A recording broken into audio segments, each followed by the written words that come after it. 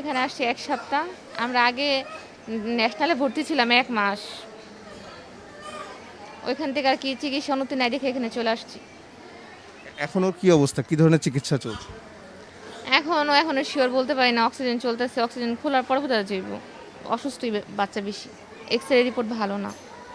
ওর বয়স কত হলো? ওকে কি টিকা টিকা দেওয়া হয়েছিল? সব টিকা পায় নাই, ৩টা টিকা পাইছে। ওর বয়স হলো আজকে ৭ মাস ২৩ দিন। ও খুব কষ্ট পাচ্ছে আমরা দেখছি। হ্যাঁ, কান্নাকাটি করলেই সমস্যা বাড়ে। ডাক্তার আসলেই কান্নাকাটি করে আরও ডাক্তারি করে। আজকে থেকে ৬ দিন ধরে না খাওয়া। কি বলছে ডাক্তার?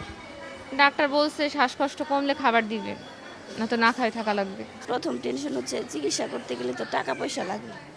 ওরকম আর্থিক আমার হাজব্যান্ড সাধারণ একটা গার্মেন্টসে চাকরি করে, ওই টাকা দিয়ে মাত্র ২০,০০০ টাকা স্যালারি পায়। ওই টাকা দিয়ে আমার আরেকটা মেয়ে আছে, শ্বশুর নাই, শাশুড়ি অনেক বয়স্ক।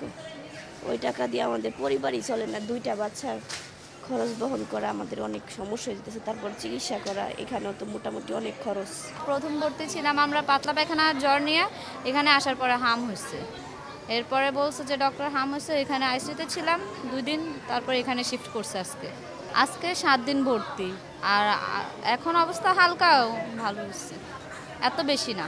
আমি লক্ষ্মীপুর রামগঞ্জ থেকে এসেছি। আল্লাহ রহমতে এখন একটু আগের থেকে ভালো আছে আমার বাচ্চা। কবে থেকে ওর এই সমস্যা? ঢাকায় আনতে হলো? আমি তো প্রথমে লক্ষ্মীপুর রামগঞ্জ উপজেলা স্বাস্থ্য কমপ্লেক্সে ভর্তি ছিলাম 7 দিন। ওখানে ও জ্বর, টাইফয়েড ইনফেকশন, ব্লাড ইনফেকশন ধরা খেয়েছিল। ওখানে ইনজেকশন দিছি, তারপরেও ভালো হয়নি। আমি বাড়িতে চলে আসছি। তারপরে বাড়িতে এসে ঢাকা আসছি। চিকিৎসকরা বলছে ওর এই রোগ ভালো হবে, একটু সময় লাগবে আর কি।